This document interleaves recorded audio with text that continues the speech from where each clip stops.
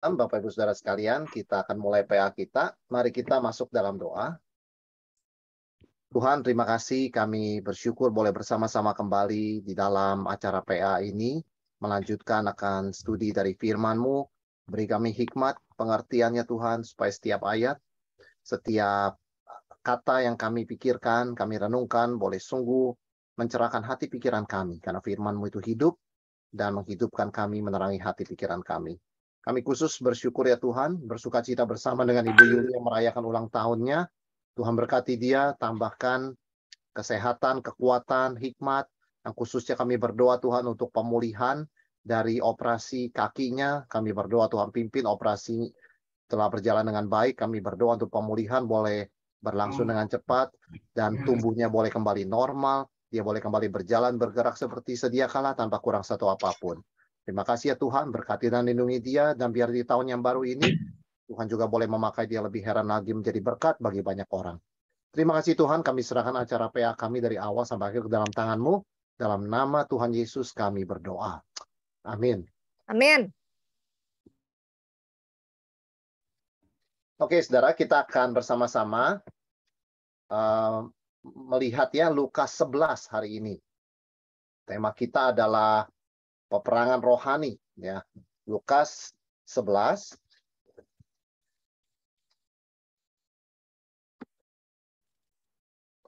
Ya, kita akan baca ayat pertama sampai ke-4. Pada suatu kali, Yesus sedang berdoa di salah satu tempat. Ketika ia berhenti berdoa, berkatalah seorang dari murid-muridnya kepadanya, "Tuhan, ajarlah kami berdoa sama seperti yang diajarkan Yohanes kepada murid-muridnya." Jawab Yesus kepada mereka, "Apabila kamu berdoa, katakanlah, Bapa, dikuduskanlah namamu, datanglah kerajaanmu, berikanlah kami hari ini makanan kami yang secukupnya, dan ampunilah kami akan dosa kami, sebab kami pun mengampuni setiap orang yang bersalah kepada kami. Dan janganlah membawa kami ke dalam pencobaan." Bapak Ibu, kita melihat di sini Yesus adalah seorang yang suka berdoa, ya, rajin berdoa. Di seluruh Injil Lukas itu, kalau kita mau hitung, Yesus itu dicatat berdoa 12 kali. Jadi memang Injil Lukas ini sangat menyorot kehidupan doa Yesus. Dan begitu sungguh-sungguhnya dan rajinnya dia berdoa. Sampai murid-muridnya itu tergerak, ya. Ajarkan kami dong berdoa, ya. Jadi sebetulnya yang mau disampaikan oleh Lukas adalah Yesus adalah teladan seorang yang tekun berdoa. Saudara bayangkan dia adalah Allah sejati, ya. Memang dia manusia sejati, tapi dia Allah sejati. Sebetulnya Yesus tidak perlu rajin-rajin amat berdoa. Oleh sebab dia Allah sejati, ya. Dia bisa selalu mendapatkan, ya kan, dia bisa selalu menopang kemanusiaannya. Tetapi di sini kita melihat Lukas mencatat bagaimana Yesus bergantung pada Bapa. Dia bergantung kepada kuasa Roh Kudus dan dia suka bersekutu dengan Bapa. Di sini kita belajar doa itu bukan sekedar minta karena perlu, ya kan? Sebetulnya kalau kita lihat Tuhan Yesus, dia Allah sejati, dia bisa menyediakan semua yang sisi manusianya perlukan. Tapi doa itu memang adalah sukacita bersekutu dengan Tuhan. Kadang-kadang sesudah orang meminta segala sesuatu kepada Tuhan, dia senang aja ngomong sama Tuhan begitu ya. Jadi itu loh doa. Doa itu adalah fellowship with God. Persekutuan dengan Tuhan. Jadi nggak semata-mata, oh tunggu saya ada keperluan, baru saya menghadap Tuhan. Enggak. Memang kita suka menghadap Tuhan, kita senang berbicara kepada Tuhan, mencurahkan isi hati kita, dan sebagainya. Ya, kita senang bersekutu dengan Tuhan. Dan itulah menggambarkan kehidupan doa Yesus. Sehingga salah seorang muridnya, saudara sekalian, ketika melihat Yesus berdoa, mungkin dia melihat ya, wah ini sungguh-sungguh sekali ya guru kita berdoa. Dan luar biasa ini ya, kok bisa demikian? Tergerak begitu. Guru, ajarkanlah kami berdoa seperti yang diajarkan oleh Yohanes kepada murid-muridnya. Nah, memang setiap rabi biasanya mengajarkan murid-muridnya doa yang simpel, yang sederhana untuk diulang-ulang ya. Jadi ingat doa ini. Jadi setiap rabi itu ada doanya. Nah, Yohanes Pembaptis juga mengajarkan doa sederhana kepada murid-muridnya. Ya. Jadi mungkin doanya ya, kira Tuhan, terima kasih doa hari ini, ampuni kesalahan kami, berkati kami sepanjang hari ini, cukupkan kebutuhan kami. Mungkin seperti itu. Ya kan? Intinya setiap rabi mengajarkan murid-muridnya satu doa singkat, ya, ciri khas rabi itu begitu kan ya, yang bisa diulang-ulang, mudah diingat begitu loh. Termasuk Yohanes Pembaptis. Dan murid-murid Yesus tentunya mereka juga bangga punya Yesus sebagai guru ya, sebagai rabi mereka. Mereka juga minta dong, ya kan? Tuhan, ajarkan kami juga berdoa dong. Semua rabi punya doanya begitu ya. Yohanes Pembaptis ada doanya. Nah, kami apa doanya engkau gitu kan? Maka Tuhan Yesus memberikan kepada mereka yang kita kenal sebagai doa Bapa kami ya, atau dalam bahasa Inggrisnya the Lord's Prayer begitu ya, doa yang Tuhan ajarkan. Atau sebetulnya ada seorang penafsir mengatakan mungkin lebih cocok disebut disciples prayer ya, doa seorang murid. Karena diberikan atas permintaan seorang murid. Saudara, kita melihat di dalam Lukas ini sebetulnya dicatat doa Bapa kami yang juga dicatat dalam Matius 6. Tapi seperti yang saya bacakan tadi, mungkin Bapak Ibu juga menyadari, kok lebih pendek ya? Ya kan? Kok lebih pendek begitu loh. Sehingga kan orang bertanya, sebetulnya ini adalah sekali saja Yesus ngajarkan murid-muridnya berdoa, atau memang beberapa kali, kok beda sekali begitu ya? Yang satu Bapa kami yang di sorga, Matius. Yang Lukas Bapa. Dikuduskan namamu sama, ya kan? Datanglah kerajaanmu, ya sama begitu kan ya. Tapi di Lukas nggak ada. Jadilah kehendakmu di bumi seperti sorga. Meskipun tentunya ya itu ada terimplikasi, tapi nggak disebutkan, nggak dicatat di Lukas. Langsung kepada berikanlah kami makanan hari ini yang secukupnya, ya kan? Dan yang hilang itu apa? Lepaskanlah kami dari yang jahat. Jangan bawa kami dalam pencobaan, ada. Tapi lepaskan kami dari jahat itu tidak ada. Sehingga orang bertanya, apakah sebetulnya Yesus cuma mengajarkan satu kali, cuma dicatat berbeda, tergantung informasi yang tersedia untuk Matius dan Lukas. Karena saya percaya, seorang guru itu memang biasa mengulangi pengajaran yang sama dengan kata-kata yang sedikit berbeda. Jadi murid-murid juga bukan seorang yang ingat begitu ya, mereka nggak mencatat. Jadi bisa saja dan sangat mungkin Yesus mengajarkan mereka lebih dari satu kali. Dan intinya tuh sama, cuman kata-katanya itu beda ya. Sehingga kita belajar di sini, doa Bapa kami itu adalah sebuah pola. Sebuah pola bukan mantra. Ingat itu saudara sekalian ya. Ada orang menjadikan doa Bapa kami mantra. Mantra itu begini, oh kamu ini barusan berbohong ya, salah. Oke, doa Bapa kami 10 kali. Bapa kami yang surga dikuduskan namamu. Itu mantra begitu ya. Kita melihat ini sebuah pattern. Sebuah pattern, sebuah pola untuk kita ikuti, bukan mantra, kata-katanya itu magic gitu loh. Mesti diulangi. Bukan. Karena buktinya apa? Di Matius dan Lukas itu banyak bedanya. Tapi polanya sama. Mulainya dengan Bapa, ujungnya dengan kebutuhan rohani. Lepaskan kami dari pencobaan. Atau jangan bawa kami ke dalam pencobaan. Polanya kan sama. Tapi detail kata-katanya bisa bervariasi. Doa Kristen itu adalah sebuah pola. Kita mulai dengan Tuhan, baru kita bicara kebutuhan kita. Itu bukan sebuah mantra, pokoknya nggak peduli apapun polanya, kata-katanya kamu mesti ikuti secara detail. Kalau kamu meleset aja kata-katanya, wah kamu nggak diberkati Tuhan. Bukan. Ya, iman Kristen, ya khususnya kita ya dari Reformasi, Protestan, kita tidak menekankan doa sebagai mantra. Ya, kata-kata itu. Bahkan itu pandangan yang salah, itu penyembahan berhala. Doa itu adalah sebuah pola, yaitu kita ikuti polanya. Number one, Tuhan. Bapa kami yang di sorga, dikuduskan namamu, ya kan? Mu itu Tuhan. Datanglah kerajaanmu, jadilah kehendakmu, begitu kan? Jadi Tuhan, Tuhan, Tuhan, Tuhan, begitu loh. Pertama. Baru kemudian berikanlah kami pada hari ini, maka kami secukupnya ampuni kesalahan kami, begitu kan? Janganlah bawa kami ke dalam pencobaan, tapi lepaskan kami dari yang jahat. Jadi ini pola. Demikian pula kita biasa berdoa juga ya. Selalu menyapa Tuhan, Bapa yang di sorga. Kita mengucap terima kasih. Kita mengakui dosa kita, begitu kan? Baru kita minta. Kita memang tidak harus mengikuti kata-katanya. Ya. Dan bahkan saudara sekalian, justru setiap anak Tuhan itu kan bicara secara personal kepada Bapa di sorga ya. Artinya Setiap orang mestinya kata-katanya nggak sama. Bayangin kita punya 3 anak ya, tiga-tiganya pagi-pagi ngomongnya sama. Selamat pagi, Papa, Mama, hari ini makan apa? Saudara, anak kedua ngomongnya sama, anak ketiga ngomong sama. Apa tidak serem rumah tangga itu? Ya kan? Jadi saya yakin doa itu bukan diikuti kata-katanya, tetapi polanya. Ya. Seorang bapak gereja bernama Cyprian mengatakan begini, doa apa yang lebih berkuasa di hadapan Bapa selain daripada doa yang keluar dari mulut anak Allah? Yang diajarkan ya, maksudnya diajarkan oleh anak Allah. Jadi yang Cyprian maksudkan adalah tirulah pola doa Bapa kami. Ya, bukan sekedar, aduh, kita sudah doa sekali, kita doa 10 kali lah, makin banyak makin mantap begitu kan. Bukan saudara sekalian ya.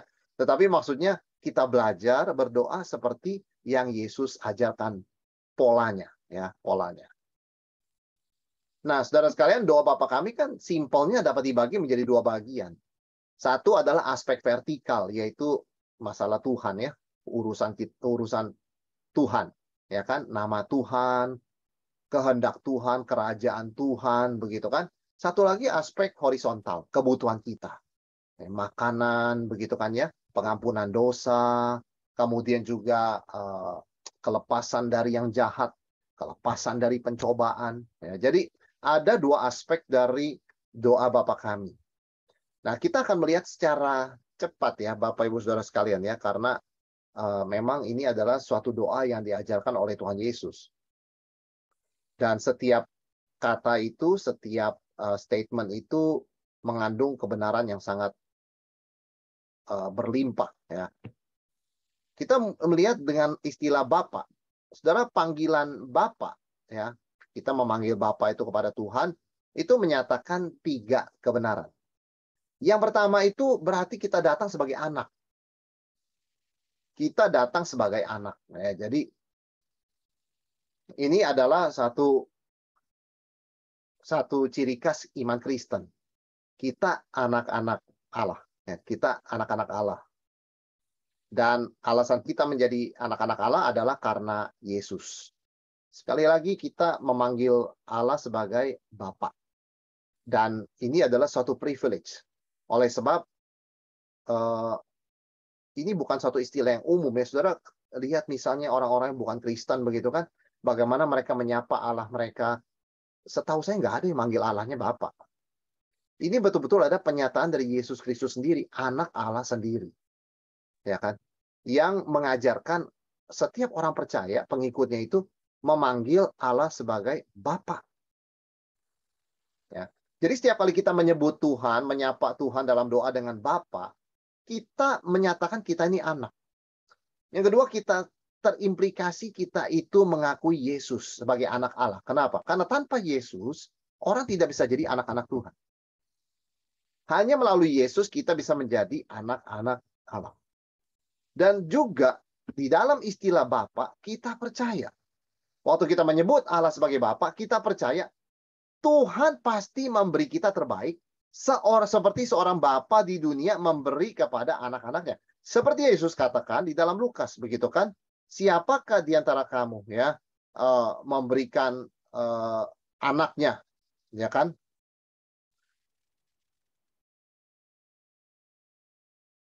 Ular kepada anaknya kalau anaknya minta ikan. Lalu siapa di antara kamu ya? Misalnya kalau kita lihat di bagian lain juga. Jika ia minta telur, akan memberikan kepada kalajengking. Ya kan? Bapa di dunia yang tidak sempurna, Yesus bilang, jika kamu yang jahat. Bapa di dunia aja yang tidak baik begitu ya, tidak sempurna ya. Itu bisa memilih, ini jangan kasih anak ya. Ini kasih anak. Saudara, ada seorang bapak yang dalam dunia usaha ya dia. Lalu kemudian saya bertanya, Pak, nanti usaha Bapak ingin anak teruskan ya. Saudara, dia mengatakan nggak mau. Saya nggak mau anak saya meneruskan usaha saya. Karena usaha saya banyak berurusan dengan hal-hal yang, wah kalau tidak hati-hati itu, moralitas itu bisa hilang, iman itu bisa hilang. Ini bukan satu dunia yang saya rasa aman buat anak-anak. Saya sudah menekuni dunia ini, berurusan dengan orang-orang semacam itu puluhan tahun. Dan Tuhan melindungi saya. Tapi saya kira tidak bijaksana anak saya mengambil. Saudara bayangkan, seorang bapak yang bisa mewariskan profesi dan koneksinya ya kepada anaknya pun, dia pikir-pikir. ini nggak baik buat anak saya. Jadi ketika kita memanggil Allah sebagai Bapa, kita sungguh percaya 100%.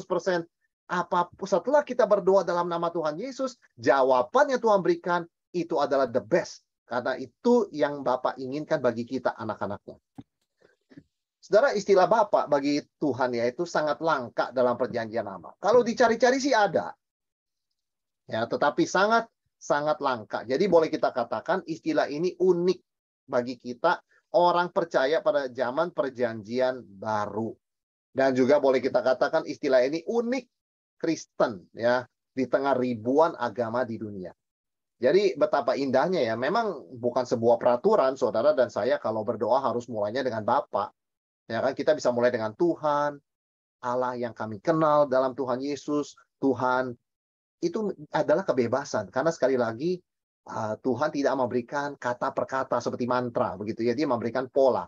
Tapi tidak bisa disangkali saudara sekalian kalau kita terbiasa memanggil Allah sebagai Bapa, kita langsung diingatkan begitu ya ketika menyapa dia Bapa di surga atau Bapa begitu ya.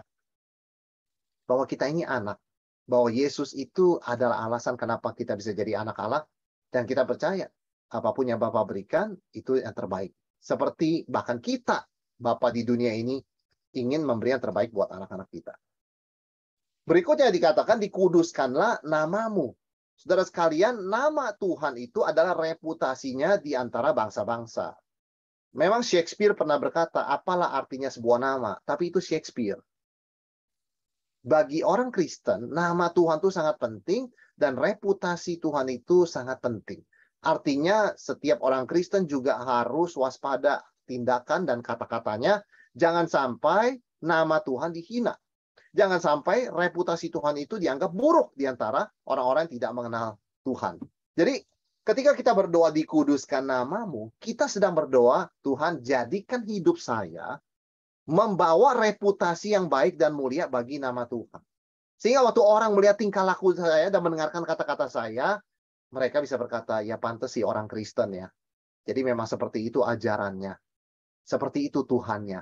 Biarlah melalui perkataan perbuatan kita, orang memuliakan nama Tuhan. Itu doa kita. Jadi sebetulnya waktu kita berdoa Bapa di sorga, dikuduskanlah namamu. Kita sedang berdoa, Tuhan pakailah hidupku untuk memuliakan namamu.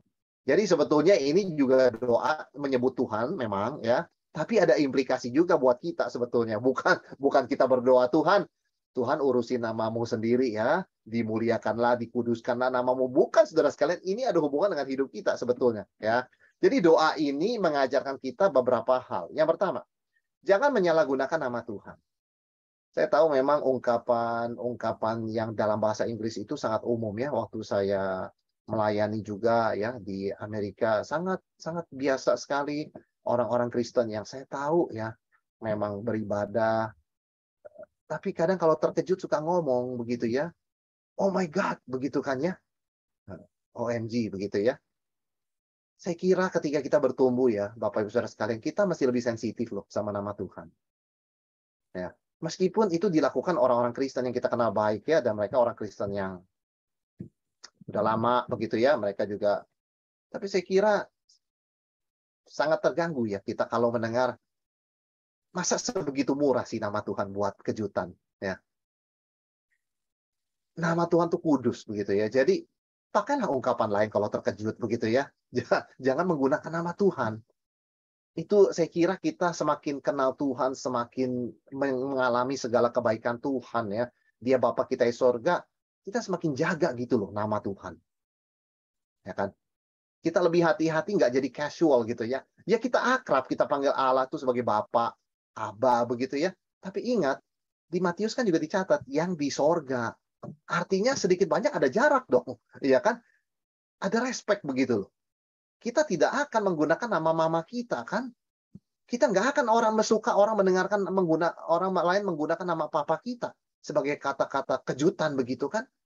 Saya kira kita akan tersinggung gitu kan. Nggak bisa begitu. Orang tua saya ada kekurangan tapi nggak boleh namanya dipakai seperti itu. Apalagi Tuhan kita yang sempurna. Tentu saja doa ini mengajar kita yang kedua juga bersikap serius dan hormat ya ketika kita bicara tentang Tuhan.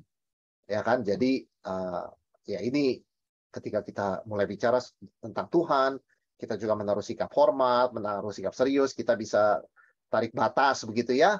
Hal beginian boleh dibercandain. Kalau sudah begini kita jangan bercanda. Begitu kan? Nah, itu adalah orang yang dewasa rohaninya ya. Ketika dia tahu di mana nama Tuhan, melibatkan nama Tuhan, nah itu kita harus mempunyai sikap yang istimewa yang berbeda ya dari sikap-sikap casual kita sehari-hari.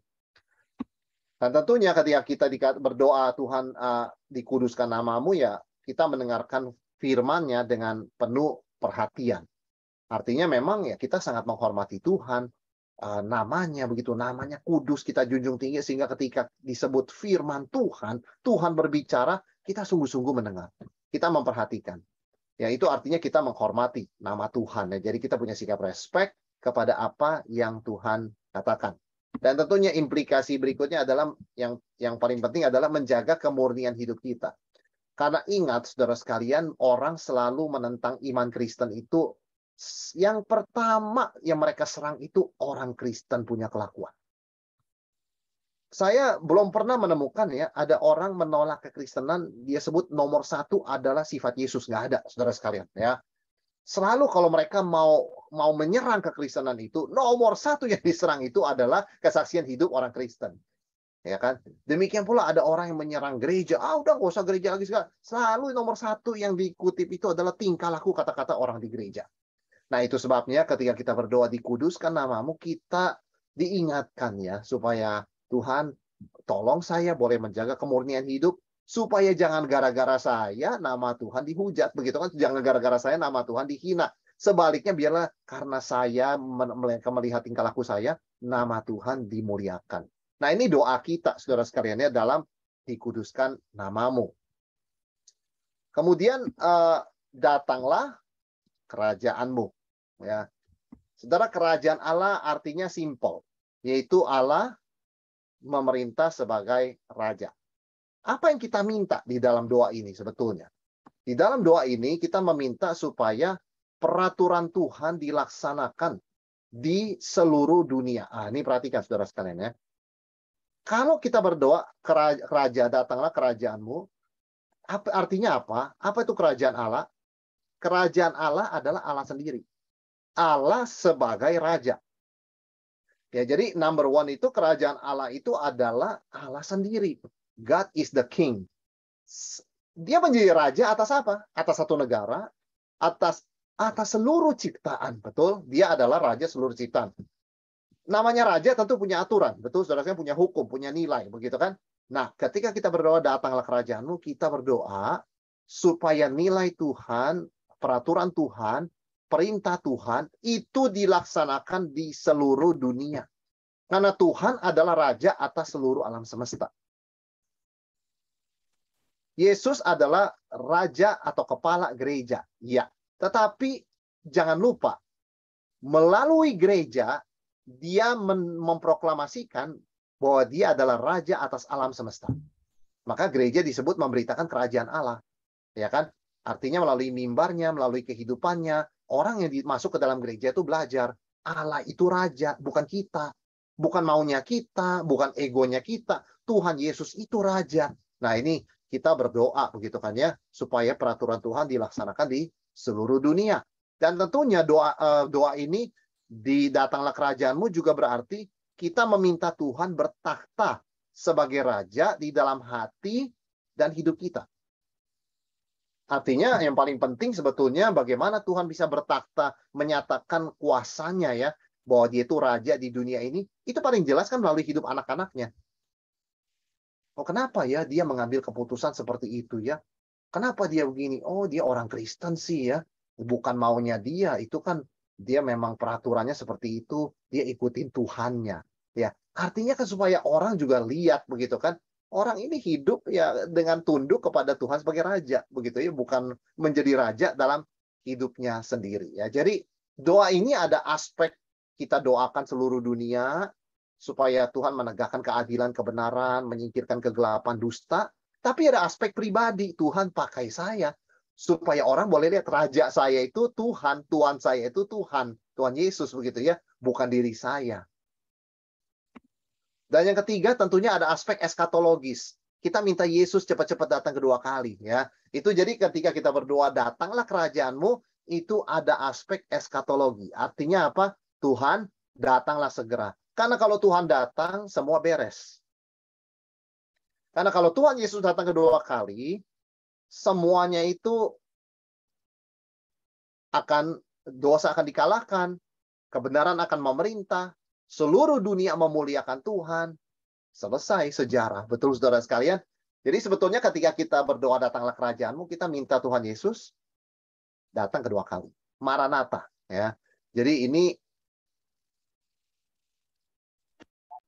adalah sesuatu yang penting sekali yang kita ingat, ya, aspek kerajaan Tuhan. Dan jangan lupa saudara sekalian bahwa di dalam Matius, kerajaan Tuhan ini bahkan disebut harus jadi prioritas utama orang Kristen. Carilah dulu kerajaan Allah dan kebenarannya. Ya kan? Jadi bahkan doa ini nih harus jadi prioritas pengejaran hidup kita. Apa sih tujuan hidupmu? Apa yang kamu mau kejar sekarang? Saya mau cari kerajaan Allah. Maksudnya apa? Saya mau di dalam hidup saya terrealisasi. Tuhan adalah raja, bukan saya. Saya bisa jawab pada orang yang tanya, kamu hidup besok nanti untuk apa? Saya untuk laksanakan rencana Tuhan. Saya untuk laksanakan kehendak Tuhan. Apa cita-citamu dalam hidup? Merealisasikan kehendak Allah. Ya kan? Itu adalah artinya mencari kerajaan Allah lebih dulu, begitu ya. Dari semua tujuan-tujuan impian kita lainnya, number one itu adalah mencari dulu kerajaan Allah dan kebenarannya. Ya, ini adalah sebuah doa yang sangat penting, ya. Datanglah kerajaanmu. Nah, saudara sekalian, sebentar ya. Berikutnya dikatakan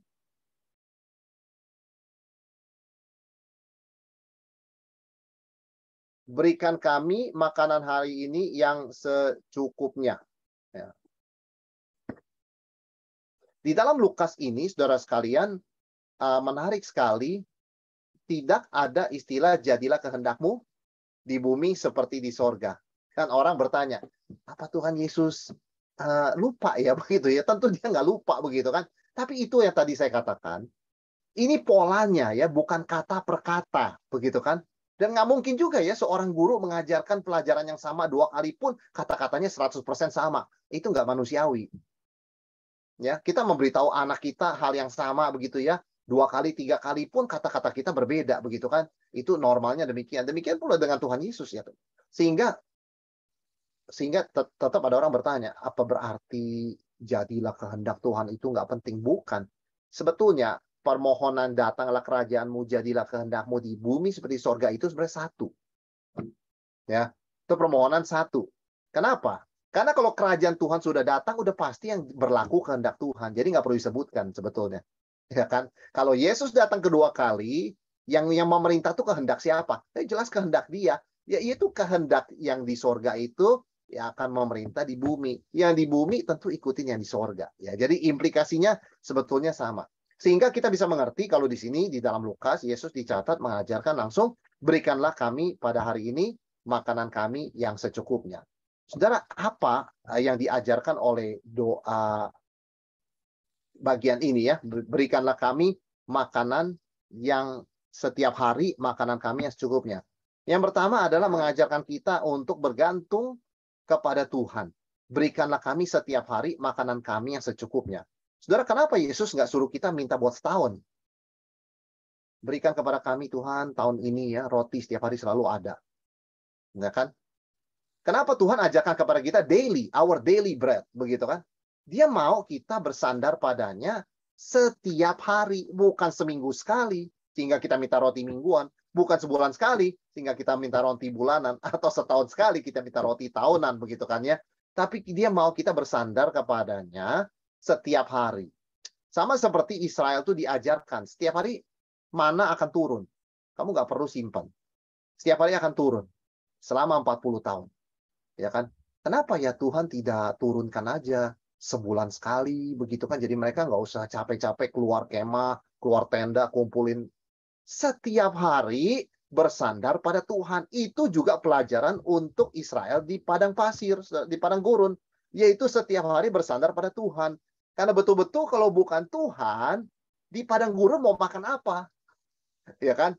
Nanti begitu masuk tanah perjanjian, berlimpah madu susu, supaya mereka jangan lupa bahwa yang memberikan mereka makan bukan madu dan susu, tetapi Tuhan. Karena sudah belajar 40 tahun, setiap pagi mungutin mana. Saudara, waktu pandemi baru-baru mulai, beberapa kita mungkin kerepotan ya, nggak ada stok makanan. Hari ini makan apa? Tidak ada yang bisa nganterin, toko-toko banyak yang tutup, begitu kan ya, pergerakan dibatasi, dan sebagainya. Kita bisa membayangkan, bisa aja satu hari itu kita nggak bisa dapat makanan sama sekali loh. Ya kan? Jadi, betul-betul kita memerlukan Tuhan setiap hari. Meskipun sekarang di kulkas kita, di freezer kita mungkin ya, ada stok makanan. Kalau listriknya mati, 5 hari bagaimana? Makanan basi semua, nggak bisa dimakan. Jadi, semakin canggih hidup kita dalam dunia teknologi digital ini, sebetulnya semakin menyatakan betapa lemahnya kita dan ketergantungan kita kepada alat begitu besar. Alat, ya.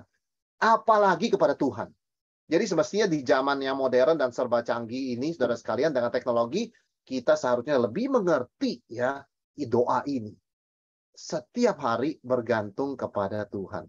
Dan tentunya ini mengingatkan kita juga bahwa fokus kita adalah need. Memang kebutuhan orang makan setiap hari. Ya, jadi minta yang memang kita butuhkan. Bukan yang, wah kita kepengen. Bukan greed ya, bukan suatu kerakusan, tetapi need begitu loh. Kebutuhan. Dan ada banyak hal di dunia ini sebetulnya kita nggak butuh, tapi kita kepengen. Doa ini mengajar kita untuk selalu fokus ya, tahu garisnya ya. Mana need, mana yang memang greed gitu ya. Aduh, kita ini pokoknya udah punya segitu pun maulah lebih, pokoknya kalau enggak saya enggak gimana. Enggak happy, enggak apa. Nah, doa ini mengajarkan kita selalu jelas soal garis ya antara need dan greed, ya kan? Dan tentunya memiliki rasa cukup dan terima kasih. Kita minta pada Tuhan, Tuhan berkati saya, hari tua saya, masa depan anak-anak saya. Tapi saat yang sama Tuhan kan sudah berkati kita juga hari ini. Sudahkah kita berterima kasih hari ini? Dan untuk hari ini, Tuhan putuskan sekian cukup. Sudahkah kita juga ikut bisa merasakan puas dan cukup untuk apa yang Tuhan berikan hari ini? Saudara sekalian, ini adalah sebuah latihan rohani, sebuah disiplin rohani yang perlu kita lakukan, dan ini diingatkan oleh doa. Berikanlah kami makanan yang secukupnya, ya. Dan berikutnya tentunya doa ini mengingatkan kita, mengajarkan kita untuk menyadari keterbatasan kita yang tidak bisa survive tanpa makanan dari Tuhan. Saudara, kita manusia itu betul-betul makhluk yang mulia, saya katakan. Pohon, tanaman, buah-buahan bisa hidup tanpa manusia. Tetap aja dia tumbuh tanpa kita siram. Apalagi Indonesia. Tapi manusia nggak bisa hidup tanpa tumbuhan, tanpa buah.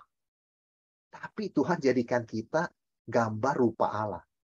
Jujur saudara sekalian. Ya kan? Kita dengan alam itu lebih kuat alam loh. Manusia jatuh ya ke dalam jurang ya. Jurangnya nggak apa-apa. Yang mati kan manusianya. Artinya alam semesta itu lebih kuat dari manusia, begitu kan? Tapi kok kita yang dijadikan gambar rupa Allah? Karena kita lah makhluk yang paling bisa menunjukkan pada seluruh ciptaan bagaimana bersyukur pada pencipta. Bagaimana bersandar penuh pada dia. Bagaimana menyadari tidak bisa hidup satu hari, satu detik pun tanpa kasih karunia anugerah Tuhan. Nah, ini permohonan yang sungguh ya mengingatkan kita. Berikan kami makanan pada hari ini. Makanan kami hari ini yang secukupnya.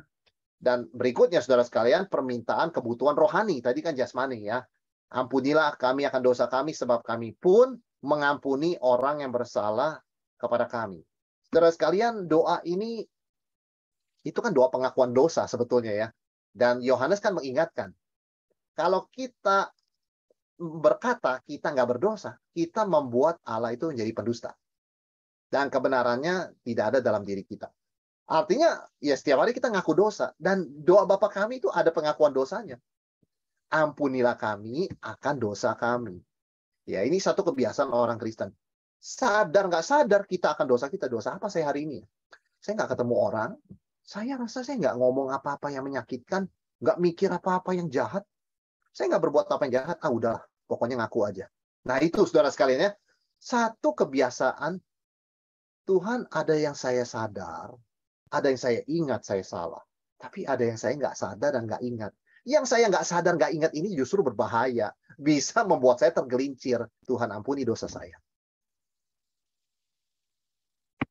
Yang kedua, saudara sekalian, doa ini mengingatkan kita juga tentunya ya untuk mengaku dosa setiap hari. Ya, mengaku dosa setiap hari. Dan juga mengingatkan kita bahwa hanya Tuhan yang bisa mengampuni. Itu sebabnya kita mohon ampun kepada Tuhan. Tetapi saudara sekalian, jangan lupa juga bahwa di dalam doa ini mengingatkan kita untuk mengampuni sesama. Supaya kita jangan menjadi seperti hamba yang jahat. Ya. Itu saudara bisa baca di Matius 18 ayat 21-35. Saudara bayangkan dia hutang raja 10.000 talenta. Temannya hutang dia 100 dinar. Itu kalau dirupiahkan, jumlahnya itu kira-kira saudara sekalian 13,5 triliun versus yang temannya hutang dia 22,5 juta rupiah. Apalah artinya 22,5 juta sama 13,5 triliun, saudara sekalian. Ya kan? Tetapi luar biasanya orang itu ketika dia baru diampuni raja, yang dia ingat apa? Teman saya hutang saya 2,5 juta, saya akan cari dan cekik dia. Saudara bayangkan, orang kalau baru anaknya lulus, mana ingat orang lain utang berapa sama dia. Dia bersuka cita, dia bersyukur. Wah, anak saya lulus, saya mau makan-makan hari ini, begitu ya. Saya mau bayarin orang makan. Bersyukur anak saya lulus. Saudara, orang baru diampuni ya, 13,5 triliun itu mestinya terima kasih sekali kan. Dia malah bilang, sekarang saya akan cari teman saya. Dia bukan kebetulan ketemu loh. Dia kejar temannya yang hutang 22,5 juta rupiah. Jadi ketika kita itu lupa mengampuni dan tidak mengampuni sesama, sebetulnya kita menghambat anugerah Tuhan ya. Kita sendiri tidak mengalami itu. Sukacita dari diampuninya. Karena kalau kita mengalami sukacita diampuni, kita tentu tergerak mengampuni meskipun sulit begitu ya. Apa yang orang lakukan kepada kita. Tapi inilah yang diajarkan Yesus dalam doa Bapa kami. Dia selalu kaitkan Tuhan ampuni kita, kita ampuni sesama. Dalam surat Paulus juga begitu. Ampunilah kamu seorang dengan yang lain, sama seperti Allah dalam Kristus telah mengampuni kamu. Jadi itu nggak bisa dipisahkan. Bedanya begini, Tuhan mengampuni kita, ya Yesus mati buat kita. Kita kan nggak mati buat saudara kita. Kita nggak mati buat sesama kita. Mengampuni saudara kita artinya tidak menuntut pembalasan. Ya, itu artinya mengampuni sesama. Kita nggak bisa membersihkan dosanya. Yang bisa membersihkan dosanya cuma Yesus. Mengampuni yang dimaksud di sini, saya mengampuni teman adalah saya melepaskan hak saya untuk menuntut balas. Saya serahkan pada Tuhan yang akan membalas. Tapi saya tidak akan balas. Tapi kalau misalnya dia lapar, saya ada makanan, saya kasih dia makan. Kalau pas depan saya dia haus, saya ada minuman, saya kasih dia minum.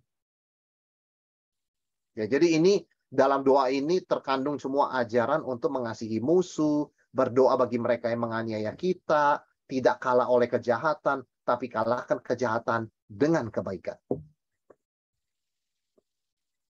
Dan permohonan terakhir di Lukas adalah, dan janganlah membawa kami ke dalam pencobaan. Nah, doa ini mengajarkan apa, saudara sekalian? Diampuni, kan barusan kita Yesus mengajar kita berdoa, ampunilah kesalahan kami. Diampuni bukan berarti kita sengaja berbuat dosa. Oh, diampuni, enggak. Sama seperti Yesus menasihati perempuan yang kedapatan berzina. Aku pun tidak menghukum engkau. Pergi. Wah, itu bebas berarti kan ya. Tapi ada kalimat berikutnya, jangan berbuat dosa lagi. Jadi di dalam iman Kristen, saudara sekalian, dalam kehidupan spiritual kita, pengampunan Tuhan itu tidak pernah bisa dipisahkan dari pertobatan. Perubahan hidup. Ya, jadi kita sudah berdoa minta ampun pada Tuhan, bukan berarti lalu kita hidup tidak waspada. Maka pengampunan Tuhan harus menuntun kepada hidup pertobatan dan kewaspadaan rohani, supaya jangan jatuh di dalam dosa yang sama. Jadi forgiveness dan repentance itu tidak bisa dipisahkan. Ya. Dari mimbar harus diberitakan Tuhan mengampuni orang berdosa, kasih Tuhan. Tapi dari mimbar juga harus diserukan bertobatlah.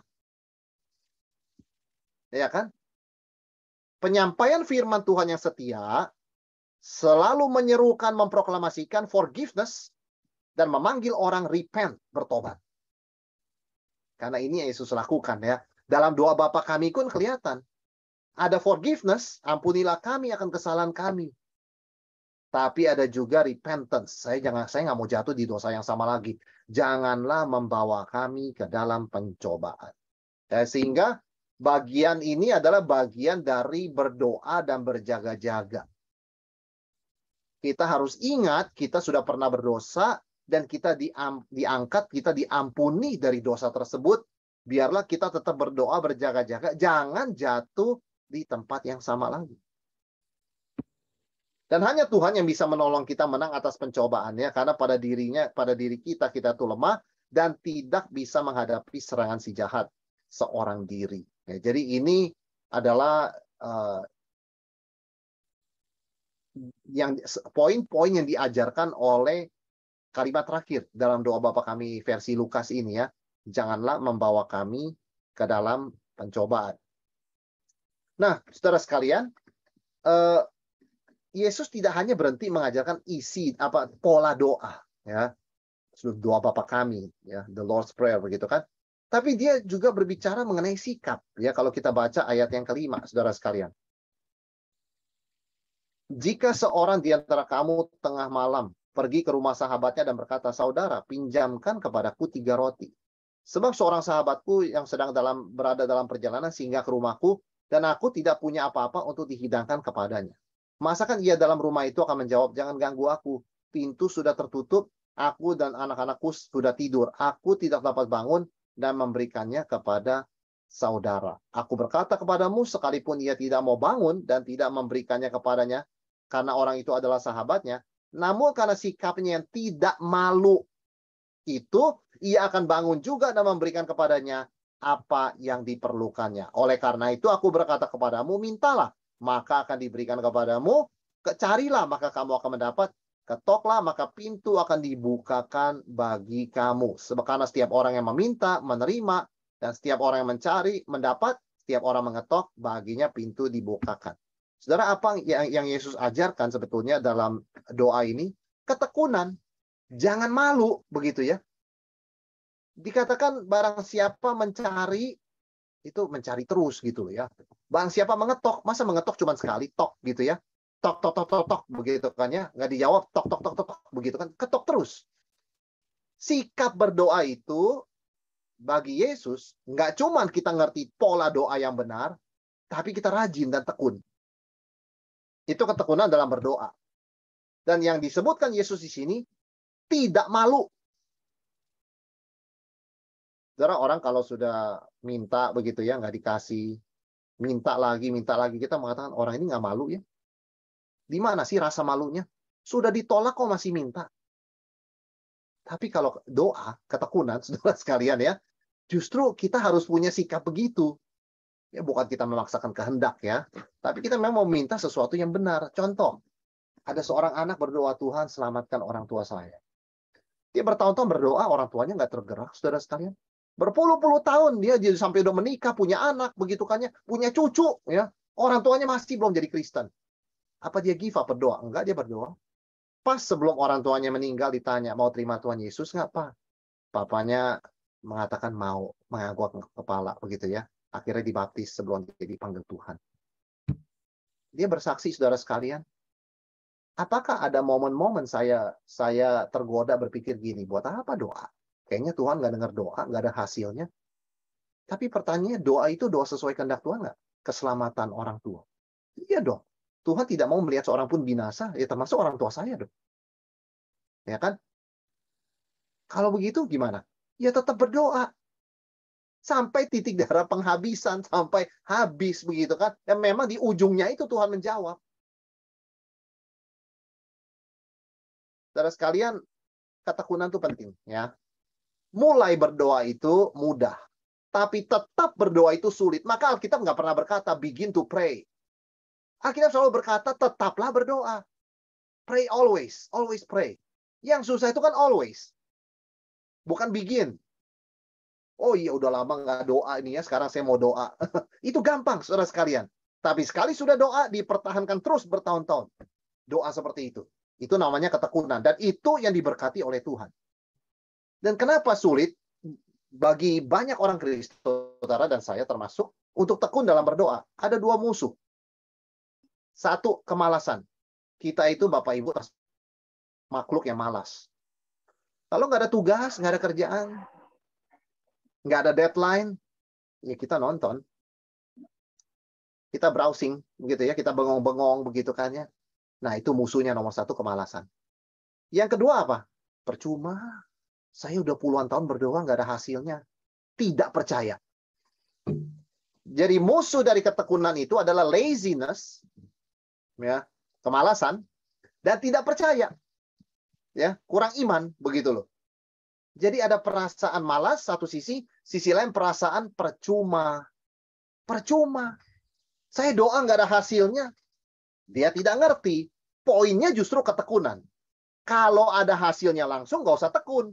Ya kan, saudara sekalian, doa itu gampang. Kenapa doa itu menjadi satu tantangan? Karena harus tekun. Karena dalam banyak hal, tidak ada jawaban Tuhan yang instan.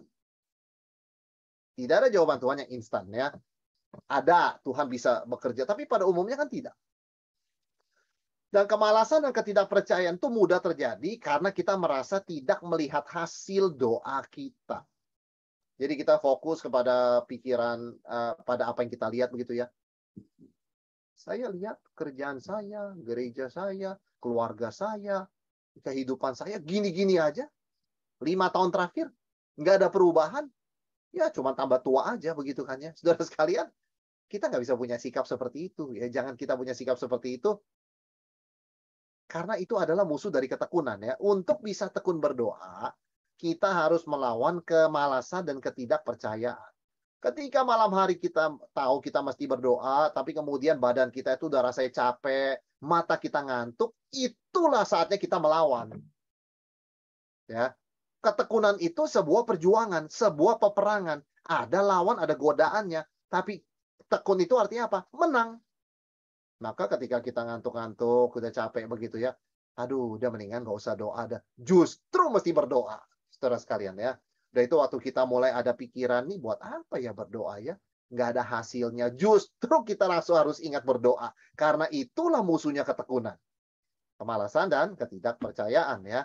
Jadi berserah kepada Tuhan, kedaulatan Tuhan itu bukan alasan untuk malas dan tidak tekun. Jadi ingat, jangan berpikir gini, Tuhan kan sudah tahu apa yang kita mau minta. Tuhan berdaulat, Tuhan tetapkan seperti Pak Pendeta katakan, dari A sampai Z. Buat apa saya berdoa? Saya doa emang bisa ngubah kehendak Tuhan. Saudara sekalian, doa adalah ketaatan kepada Tuhan karena Tuhan bilang always pray. Ya, Tuhan nggak bilang, oh kamu berdoa saja kalau Allah nggak berdaulat. Kalau Allah berdaulat, kamu nggak usah berdoa, nggak ngomong begitu. Allah berdaulat, Allah maha tahu, dia menetapkan semuanya, dan kita wajib berdoa. Dan terus berdoa. Ya, jadi kita tekun berdoa dan tetap berserah kepada kedaulatan Tuhan. Ya, jadi sebetulnya kalau kita mengerti doktrin kedaulatan Tuhan itu, sebetulnya bukan menghalangi orang berdoa tekun ya, tekun berdoa. Tapi mendorong, ya kan? Karena kalau kita tahu, ya kan yang kita doakan sesuai kehendak Tuhan, pasti terjadi. Kalau sesuai kehendak Tuhan, ya kan? Maka Tuhan memang mengundang kita untuk meminta, mencari, dan mengetok pintu. Saudara perhatikan ya, ada bank-bank tertentu, saya perhatikan, atau ada bisnis-bisnis tertentu yang melayani ya, dia tidak mencantumkan nomor teleponnya loh di website. Saudara tuh mesti cari ya ke dalam contact us. Dari contact us itu mesti cari lagi apa. Dia sengaja bikin sulit cari nomor teleponnya. Kalau bisa apa? Kalau bisa kalian jangan telepon. Karena kami repot gitu loh. Kalau setiap nasabah telepon tuh kami repot. Itu artinya kan tidak mengundang nasabah untuk telepon. Lebih baik kamu email atau misalnya saudara misalnya chat begitu ya. Jangan email, jangan telepon. Artinya apa? Dia tidak open. Tuhan, saudara sekalian, mencantumkan seolah-olah, mencantumkan nomor telepon di depan. Orang yang nggak kepikir pun disuruh telepon. Itu artinya, saudara sekalian. Bayangkan, Tuhan tuh mengundang orang, kasih tahu ke orang-orang, minta, cari, ketok pintu. Tuhan nggak menyembunyikan. Kalau udah kepepet, baru kamu doa. Ini ayatnya di sini. Tidak. Berkali-kali Yesus ngomong dengan open kepada ribuan orang. Minta, cari, ketok pintu. Jadi seolah-olah ya, kalau misalnya satu bank itu dijalankan oleh Tuhan, nomor teleponnya besar sekali di depan. Kalaupun kamu tidak ada kebutuhan, telepon aja nomor ini. Saudara bayangkan Tuhan mau ngobrol sama kita seperti itu.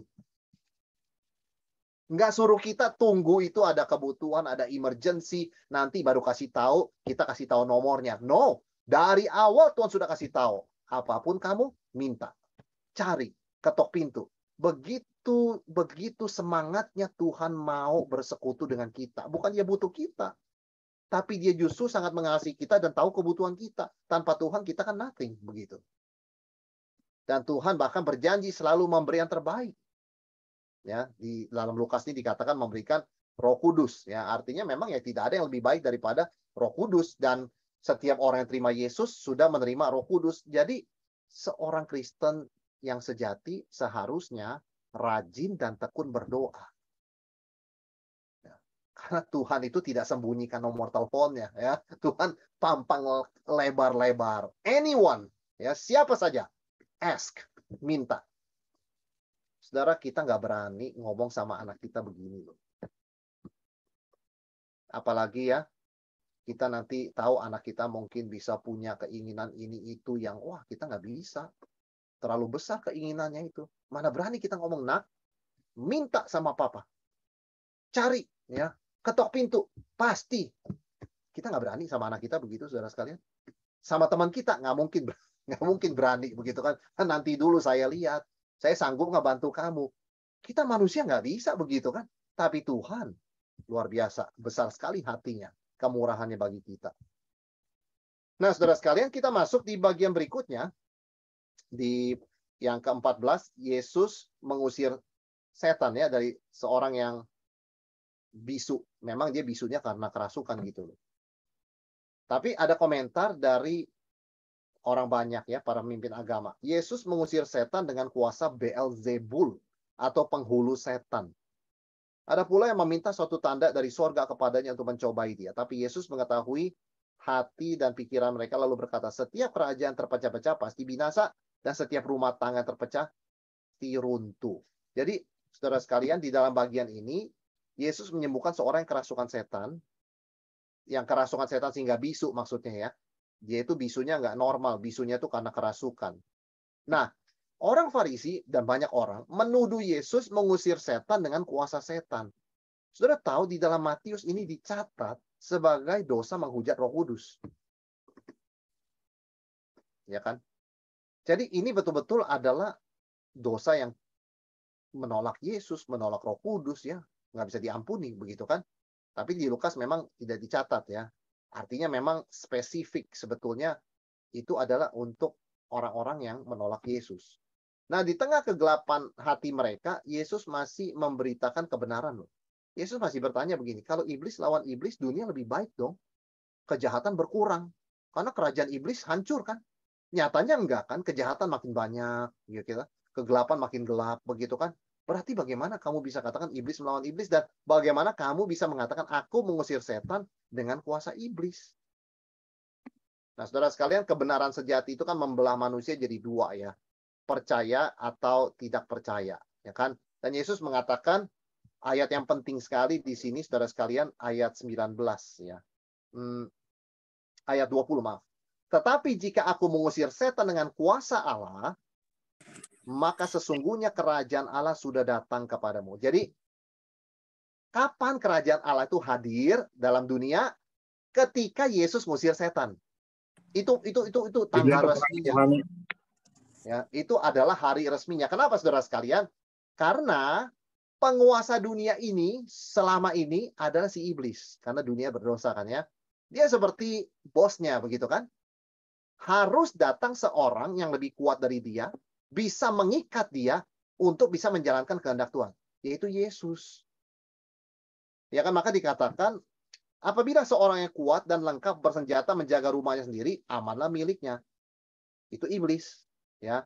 Tetapi jika seorang yang lebih kuat daripadanya menyerang dan mengalahkannya, maka orang itu akan merampas perlengkapan senjata yang diandalkannya dan akan membagi-bagikan rampasannya. Itu Yesus. Iblis kuat, menguasai dunia, begitu kan? Tapi Yesus jauh lebih kuat. Maka di tengah dunia yang jahat dan gelap ini, ada Injil yang bersinar, saudara sekalian. Ya. Jadi kerajaan Allah sudah datang secara resmi ketika Yesus mengusir setan. Sama seperti orang yang lebih kuat datang menyingkirkan orang yang kuat. Ya.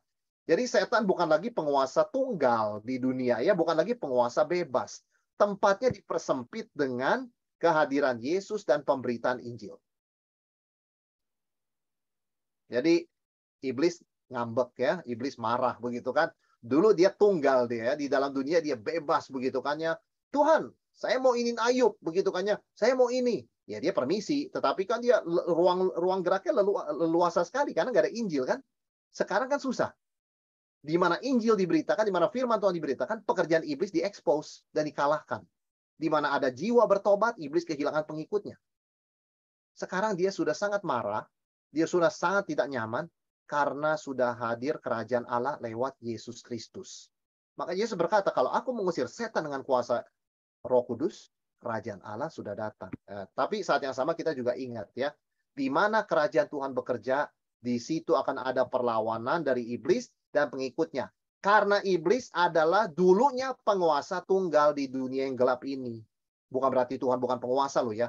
Tetapi iblis diberikan ruang gerak yang begitu leluasa, ya. Tetapi dengan masuknya Allah dalam sejarah ke dalam dunia ini melalui Yesus Kristus, kerajaan iblis porak-poranda. Itu sebabnya kita melihat di mana Tuhan mendirikan kerajaannya, di situ iblis juga melawan, mendirikan kerajaannya, ya. Maka inilah peperangan rohani, saudara sekalian. Tidak ada netralitasnya. Dan berikutnya di ayat yang ke-24 sampai 26 ini menarik sekali, saudara sekalian ya.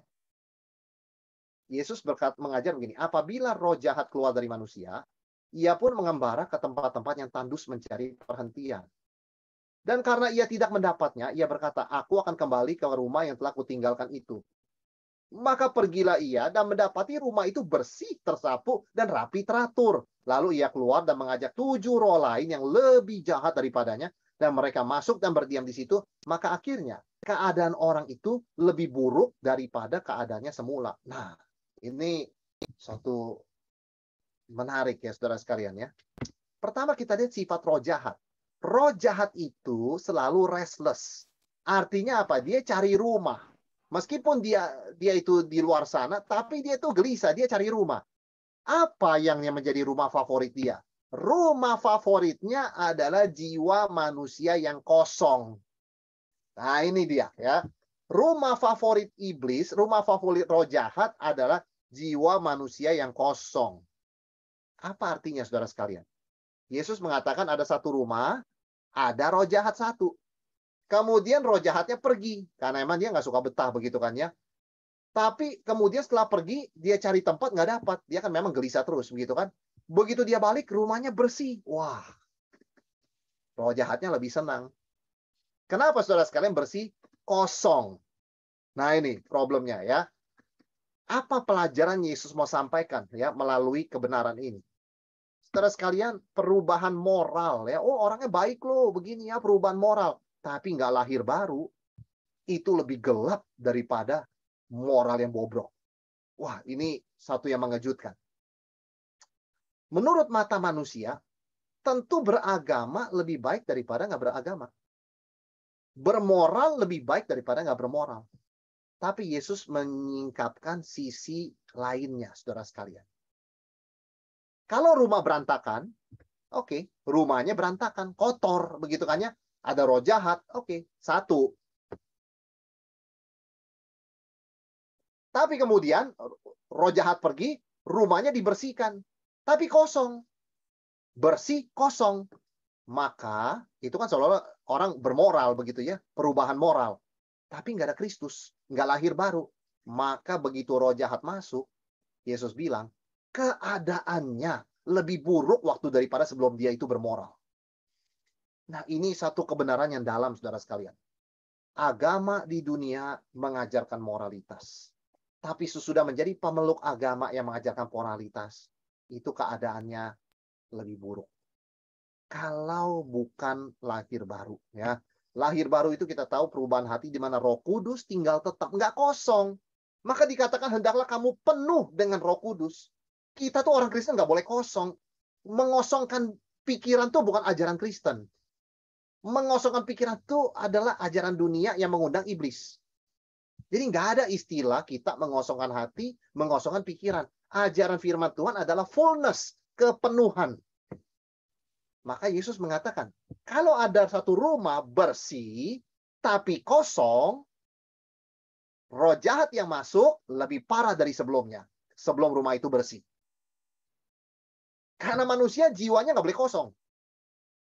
Begitu kan? Begitu ada kosong, roh jahat senang. Itu tempat favoritnya. Maka orang yang sudah terima Kristus, dia punya Roh Kudus. Dan kita diberikan perintah, hendaklah kamu dipenuhi dengan Roh Kudus. Jangan sampai kosong pikiran hati kita, saudara sekalian ya. Membuang yang jahat, sama seperti rumah bersih, tanpa menerima Kristus, itu lebih berbahaya. Itu lebih berbahaya. Kenapa saudara sekalian? Merasa diri bersih karena agama manusia justru membuka ruangan yang luas bagi pekerjaan roh jahat. Ini sesuatu yang secara rasio kita begitu ya. Kita pikir, apa iya ya? Saya lihat ya orang-orang yang bukan Kristen, kalau mereka mengikuti suatu agama begitu, mereka kelihatannya lebih baik loh. Di mata Tuhan tidak, saudara sekalian. Sebetulnya keadaannya lebih gelap. Karena orang tersebut merasa dirinya jalan benar. Dan lebih sulit menerima Injil begitu ya. Itu sebabnya intinya apa? Tidak boleh ada jiwa yang kosong atau vakum. Karena begitu ada jiwa yang kosong atau vakum di dunia yang jahat dan berdosa ini, itu segala yang jahat itu masuk. Dan tidak ada netralitas ya terhadap Yesus. Bersama Yesus atau melawan Yesus. Siapa tidak bersama aku, ia melawan aku. Siapa tidak mengumpulkan bersama aku, ia mencerai-beraikan. Tapi ada satu hal yang saya ingin kita perhatikan, saudara sekalian ya. Ini prinsip yang sangat penting. Tidak boleh ada jiwa yang kosong atau vakum. Saya katakan begini. Kalau ada orang tua Kristen menyediakan nafkah, menyekolahkan di sekolah terbaik, memberi makan yang terbaik setiap hari, tapi tidak pernah memberikan firman Tuhan dan doa, dia salah besar. Dia sedang membuat jiwa anaknya kosong, bersih, karena dia rawat dengan baik. Ya, dia ajak ke gereja seminggu sekali, tapi dia nggak pernah bicara firman Tuhan. Waktu dia duduk, waktu dia tidur, waktu dia berjalan, nah dia nggak bicara firman Tuhan. Dia pikir otomatis anak tuh ngerti firman Tuhan, otomatis katanya saudara sekalian. Nanti dia terkejut ketika anaknya sudah besar. Anaknya berkata, saya nggak percaya Tuhan. Saudara sekalian, saya nggak mengatakan semua yang begitu berarti orang tuanya nggak pernah ngajarin. Saya percaya ada beberapa yang memang diajarkan pun pada akhirnya begitu. Tapi saudara juga tahu ya, dalam prosentase banyak sekali orang tua Kristen nggak pernah bicara Tuhan sama anaknya. Nggak pernah bicara firman Tuhan pada anak dari kecil. Jadi itu jiwa dibiarkan rapi, bagus, kosong. Nanti ketika menolak Tuhan itu, lebih susah dijangkau. Karena dia rasa dia besar di keluarga Kristen. Apa yang Yesus ajarkan di ayat 24-26 ini sesuatu yang membuat kita berpikir sungguh-sungguh, saudara sekalian ya. Akan tugas tanggung jawab kita. Dan kemudian masuklah ke dalam ayat 27, saudara sekalian.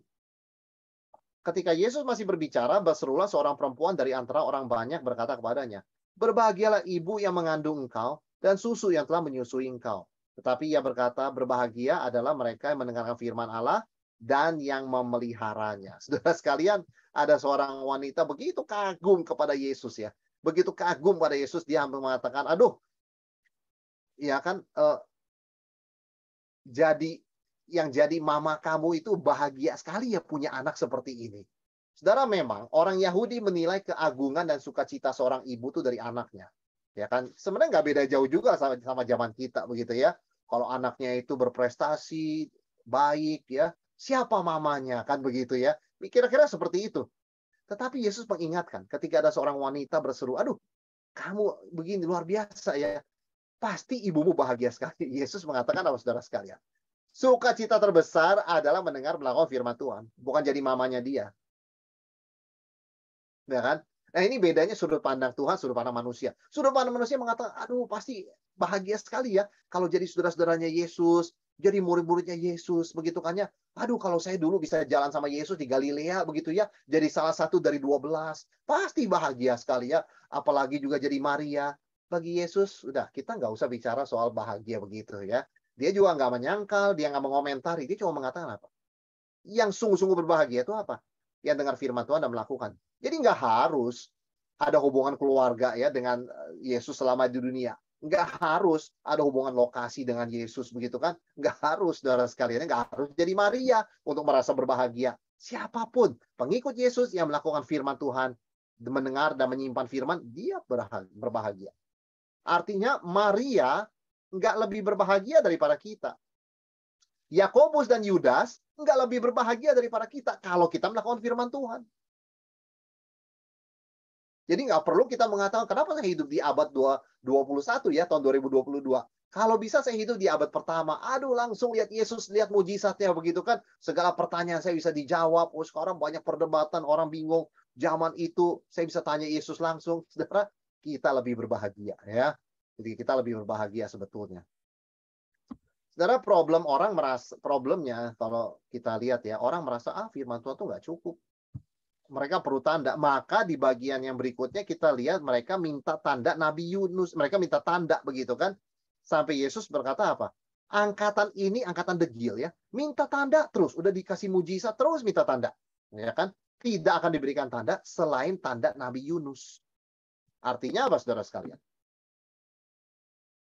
Apa Yesus maksudkan dengan tanda Nabi Yunus? Yang Yesus maksudkan begini, pertama-tama kita lihat ya. Mereka terus minta tanda bukan supaya percaya, tapi supaya cari alasan tidak mau percaya. Saudara, ada orang saya tahu ya, dan nggak sedikit orang yang saya tahu seperti ini ya. Saya mau jadi Kristen, tapi saya ada pertanyaan. Dia tanya gitu ya, Tuhan kalau kasih kenapa ada doktrin pilihan? Saya nggak bisa terima itu. Kemudian ditanya, kalau bisa dijelaskan sesuai Alkitab segala, kamu mau percaya nggak? Iya, kamu jelasin dulu. Udah dijawab panjang lebar. Udah. Dia tanya lagi. Itu katanya bumi miliaran tahun. Itu Alkitab apa? Ngomong cuma diciptakan 6 hari itu. Oh, itu susah tuh. Alkitab kok anti sains gitu kan. Oke, capek kan orang jawab ya. Dijawab lagi begitu kan ya. Akhirnya sudah tanya-tanya pertanyaan sulit 10 kali begitu. Temennya tanya, kamu ini tanya, saya cari jawaban setengah mati. Jawabin kamu supaya kamu ngerti. Bisa terima. Kamu mau percaya nggak? Oh enggak, saya masih banyak pertanyaan. Berarti dia cari jawaban, dia tanya pertanyaan, bukan untuk percaya. Tapi supaya terus mengulur waktu, alasan untuk nggak percaya. Nah, Yesus mengatakan, orang-orang yang minta tanda mujizat itu bukan mau cari alasan buat percaya. Tapi mau cari excuse supaya nggak percaya. Nggak cukup. Tandanya nggak cukup. Mujizatnya kurang di daerah sana, daerah saya belum. Nah, saudara sekalian, nah ini dia ya. Tanda atau mujizat itu nggak akan pernah cukup. Yang cukup itu adalah firman Tuhan. Yesus berkata, saudara sekalian, di bagian Yohanes, di Yohanes 6 ya, mana diberikan 40 tahun, betul? Tapi Israel lapar lagi kan? Tapi Yesus mengatakan, akulah roti hidup, barang siapa makan dagingku, tidak akan lapar sampai selama-lamanya. Kalau orang tidak terima Yesus, tidak percaya Yesus, nggak akan pernah puas. Bukannya kita nggak usah jawabin pertanyaan orang, kita jawab dengan sabar, seperlunya, secukupnya, begitu kan? Tetapi ingat, jangan karena kita pikir kita bisa jawab dengan bagus, mereka akan percaya. Enggak. Kadang-kadang orang minta tanda, minta bukti, minta jawaban itu kemungkinan besar juga jadi alasan nggak mau percaya. Mana nggak bisa dibuktikan. Mana jawabannya kurang memuaskan. Mana ini kamu nggak bisa jawab. Kenapa Tritunggal? Kalau kamu nggak bisa jelasin, saya nggak bisa percaya. Itu cari alasan supaya nggak percaya. Itu sebabnya penting sekali orang beriman kepada Yesus. Dan Yesus mengatakan, saya nggak akan kasih tanda lagi. Kecuali tanda Nabi Yunus. Apa tanda Nabi Yunus? Kebangkitan Yesus. Karena Yesus mengatakan, sama seperti anak manusia ada di dalam, seperti Yunus di dalam perut ikan. Ya, 3 hari 3 malam. Demikian pula anak manusia akan ada di perut bumi. Ya, 3 hari 3 malam. Tanda kutip ya, saudara sekalian ya. Bagi orang Yahudi, Jumat, Sabtu, Minggu itu 3 hari. Dan 3 malam. Ya, karena mereka hitungnya itu jam 6 sore. Ya kan, ada orang berkata, Pak, kalau dihitung-hitung, Yesus nggak 3 hari 3 malam loh. 1 hari 2 malam apa berapa? Kita mengikuti kalender Yahudi ya. Kita nggak mengikuti perhitungan jam kita sekarang ini. Nah, di perikop terakhir, saudara sekalian, Yesus berbicara mengenai pelita tubuh. Tidak ada seorang pun yang menyalakan pelita lalu meletakkannya di kolong rumah atau di bawah gantang. Melainkan di atas kaki Dian supaya semua orang yang masuk dapat melihat cahayanya. Matamu adalah pelita tubuh. Jika matamu baik, teranglah seluruh tubuhmu. Tapi jika matamu jahat, gelaplah tubuhmu.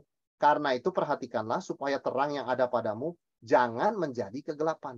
Jika seluruh tubuhmu terang dan tidak ada bagian yang gelap, maka seluruhnya akan terang. Sama seperti apabila pelita menerangi engkau dengan cahayanya. Dan setelah bagian ini ditutup dengan kecaman Yesus yang cukup panjang kepada orang Farisi dan ahli Taurat ya.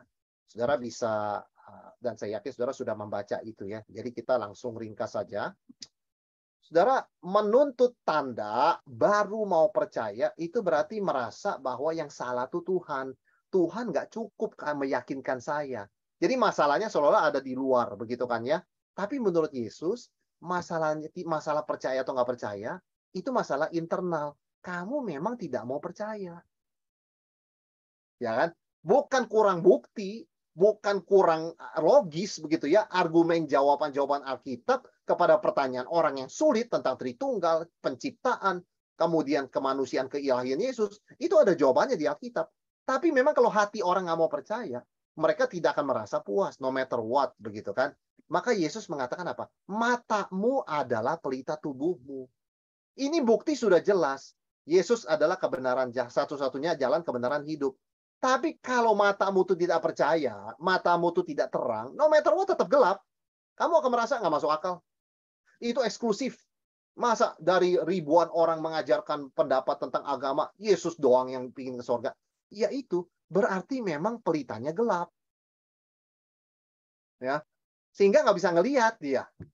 Kalau matamu baik, everything clear ya, dijelaskan oleh Alkitab itu clear. Oh iya. Ya meskipun saya nggak bisa ngerti 100%, saya bisa menerima penjelasannya. Saya bisa menerima jawaban dari firman Tuhan. Ya kan? Tapi kalau matanya jahat, matanya gelap, saudara sekalian ya, cara pandangnya memang nggak mau percaya.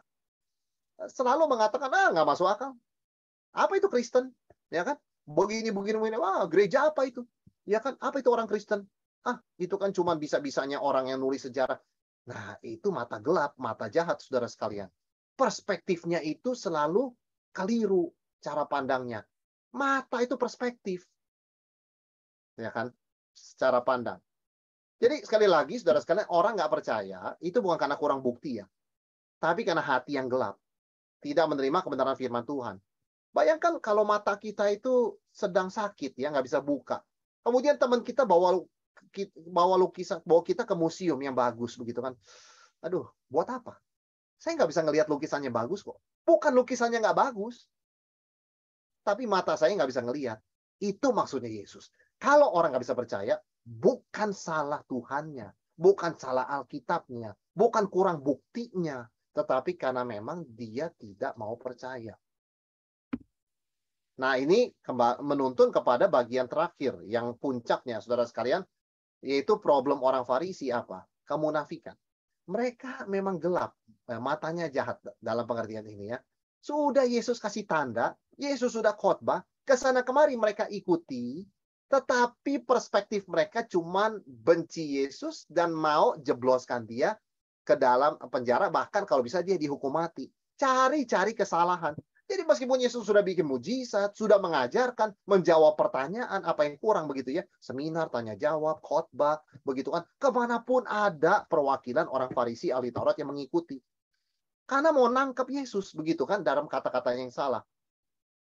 Lalu mereka masih bilang, kurang mujizat, kurang bukti. Nah, di situ Yesus mengecam, saudara sekalian ya. Ini yang disebut dengan kemunafikan.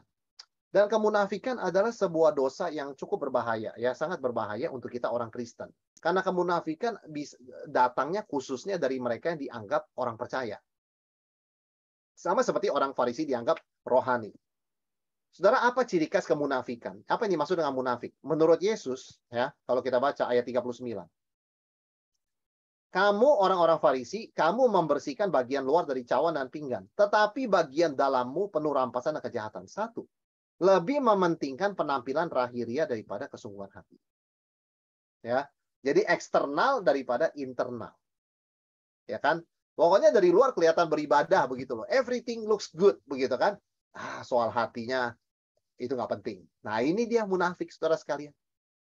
Ya kan, sama seperti orang berkata, hubungan dengan Tuhan tuh nggak ada yang tahu lah. Kamu saat teduh, nggak saat teduh, begitu kan nggak penting. Yang penting orang lihat kamu, luarnya tuh aktif begitu ya. Kalau ada orang punya pendapat begitu, dia jatuh di dalam kemunafikan seperti orang Farisi ya. Itu yang pertama, lebih mementingkan aspek luar daripada dalam. Yang kedua, mengutamakan aturan pribadi atau aturan kelompok daripada kebenaran firman Tuhan. Ayat 42. Celakalah kamu, hai orang-orang Farisi, kamu membayar persepuluhan dari selasi dan inggu dan segala jenis sayuran, tetapi kamu mengabaikan keadilan dan kasih Allah. Yang satu harus dilakukan dan yang lain jangan diabaikan. Jadi mengutamakan aturan pribadi. Pokoknya yang namanya perpuluhan itu sampai ke sayur mayur begitu ya. Kamu beli kopi 100 gram, 10 gram perpuluhan. Ya, kamu beli gandum begitu ya 1 kilo 100 gram kasih. Gituan diurusin, saudara sekalian. Tetapi janda yang mati, suaminya wanita jadi janda yang suaminya meninggal begitu ya. Lalu dikatakan begini, suamimu selama hidup sudah menyerahkan akte rumah ini. Jadi kamu mesti keluar dari rumah itu. Wah, menelan rumah janda-janda, saudara sekalian. Suruh orang melakukan peraturan tapi rumah janda ditelan begitu kan, dengan klaim suamimu sudah menyerahkan akte rumah kepada bait Allah. Kami pegang akte rumahnya. Jadi kamu keluar dari situ. Kami kasih waktu 1 bulan ya. Jadi gelandangan kemana kayak numpang sama saudara. Seperti itu kejamnya. Dan yang ketiga, saudara sekalian, haus akan pengakuan dan pujian orang terhadap pencapaian rohaninya. Ayat 43. Celakalah kamu, hai orang-orang Farisi, sebab kamu suka duduk di tempat terdepan di rumah ibadat dan suka menerima penghormatan di pasar. Wah, saudara sekalian, ini 3 aspek kemunafikan ya yang Yesus kecam dari orang-orang Farisi. Ini menjadi satu refleksi buat setiap kita, ya kan? Apakah kita sungguh menekankan kesungguhan hati lebih daripada penampilan? Apakah kita sungguh back to the Bible, kembali kepada firman Tuhan, lebih kepada aturan kelompok atau pribadi ya? Dan apakah kita di dalam pelayanan ibadah, dalam hidup sehari-hari, yang kita kejar tuh pujian orang dan pengakuan orang? Apa itu? Dan biar ini 3 poin ini boleh menjadi refleksi juga bagi kita orang-orang Kristen. Oke, Bapak Ibu Saudara sekalian, sampai sedemikian jauh ya sharing firman Tuhan pada malam hari ini. Saya serahkan kepada Pak Luis ya untuk memandu kita dalam sesi tanya jawab.